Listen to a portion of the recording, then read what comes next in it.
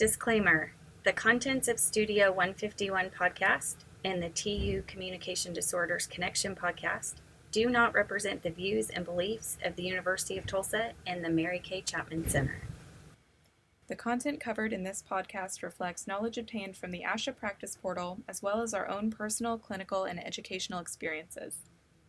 Hello, welcome back to another episode of the TU Communication Disorders Connection podcast. This is your host, Alyssa Hall, and today I'm joined in the studio by Jenna Curry, who is one of our first-year graduate students here at the University of Tulsa, and also one of my classmates. Jenna, it's good to have you here today. Hi, thanks for having me. Today, Jenna and I are going to dive into a little introduction into the SLP Big 9 area of Fluency. I'm going to go ahead and get us started with some questions for Jenna. Jenna, when the average person hears the word fluency, I think we might think of something like being fluent in a language like English or Spanish, but fluency has a bit of a different meaning to the SLP.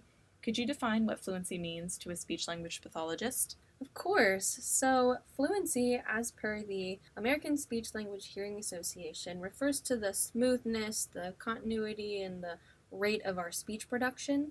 It essentially means the flow of our sentences and how smoothly we get all of our words out. That was helpful. Thanks for breaking that down. Could you tell us some common disorders of fluency, Jenna? Yeah, a fluency disorder can involve atypical rate or rhythm of speech. The main one that most people know about is stuttering. It is the most common fluency disorder. It can manifest in different disfluencies like repetitions of sounds and syllables, prolongations and blocks, which are those silent pauses where the sound or word doesn't come out. Someone who stutters might experience one or more of these disfluencies. A lesser-known fluency disorder is called cluttering, which is characterized by an irregular speech rate, most likely too fast, as well as unnatural pauses. It can even look like omitting syllables or language formulation issues. This often results in breakdowns of speech clarity. This disorder is different from stuttering because clutterers are not aware of their disorder or disfluent moments. Jenna, what are some signs and symptoms of different fluency disorders that people might look for?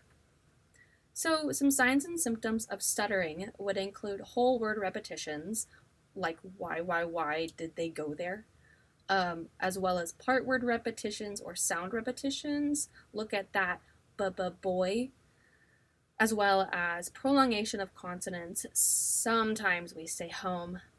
And finally, blocking, which is the inability to initiate sounds. So just a long period of silence before initiating some sounds.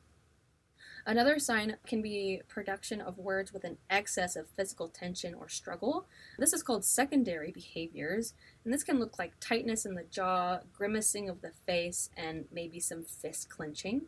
There can also be signs like avoidance or escape behaviors, which can also be used to temporarily conceal stuttering. They might be fillers, They could avoid certain sounds or words by substituting words, or just insert unnecessary words, kind of circumlocute or avoid that word and try to talk around it.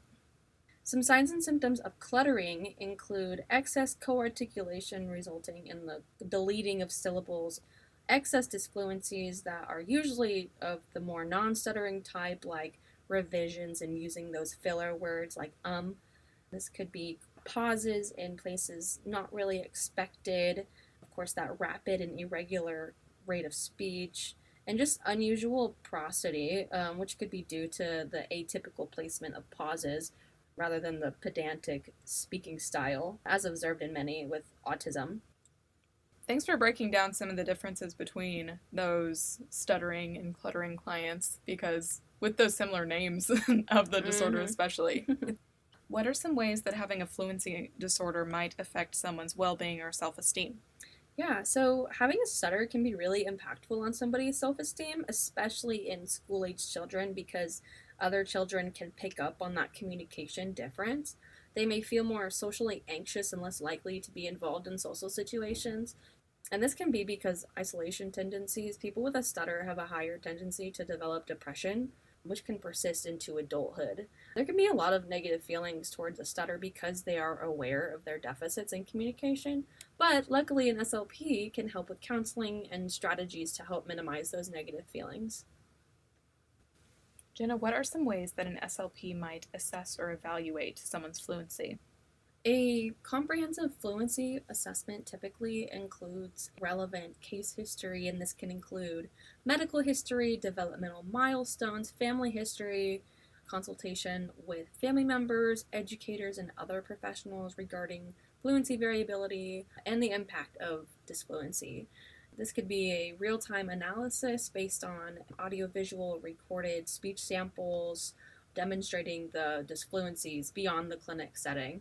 This could be an assessment of frequency, type, and duration of disfluencies, speech rate, speech intelligibility, and the presence of those secondary behaviors in a variety of speaking tasks. And just the determination of the individual strengths and coping strategies. Once we have that assessment figured out and we have a better understanding of a client's characteristic disfluencies, what are some interventions that an SLP might employ? For people who stutter, intervention can look like education and just bringing awareness to the stutter and making it less of a big deal. And that can look like just talking and counseling about how the stutter makes the client feel. Bringing awareness to the stutter can help a client because it acknowledges a part of the person. And so they can be more confident in that part of themselves as they know that they're going to stutter and they can just move forward with it. Counseling and education can also be with the families of the person who stutters so that they know how to help in a positive way and not make it just a taboo subject. Because when something like a stutter is pushed down and secret, it just makes the person who stutters more defeated and discouraged and confused about a part of who they are. Fluency intervention can also look like using different methods to help during a moment of stuttering. One example is called easy onset, and this is essentially where the person who stutters whispers into the sound that they know that they're going to stutter on and ease into that sound beginning with a whisper at the start of the word and then producing that word. Another method to use during therapy is a forced stutter. Basically, it's when the client intentionally stutters on a word to be familiar with how it feels to stutter and how to work through that moment and use those different strategies in that moment. Yeah, I like that emphasis on two different types of intervention. Those interventions to try and promote smoothness in speech and continuity, but then also those interventions to promote communicative effectiveness and focus more on the message that's getting communicated, whether or not it comes out perfectly fluent. I mean, the big thing in working with somebody who stutters is making them comfortable in their communication style and just really getting used to a part of who they are. And someone may choose to target their fluency and want to have more smooth speech. They may also want to work more on working through those moments of stutter. Yeah. Jenna, along with some of that, I know that your graduate research is devoted to fluency. Could you tell me a little bit more about what you've learned in your graduate research thus far? Absolutely. So my research is over fluency intervention using a metronome and other techniques to help with improving fluency in those who stutter.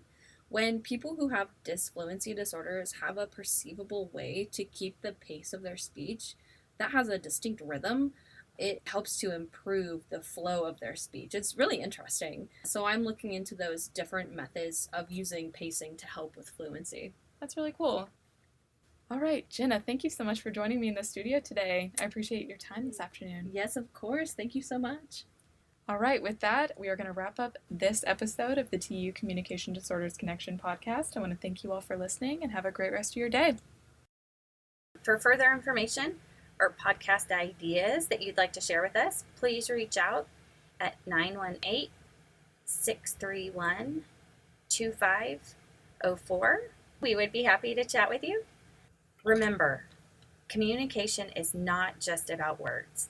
It's about understanding, empathy, and connection. Until next time, keep listening, keep learning, and keep communicating.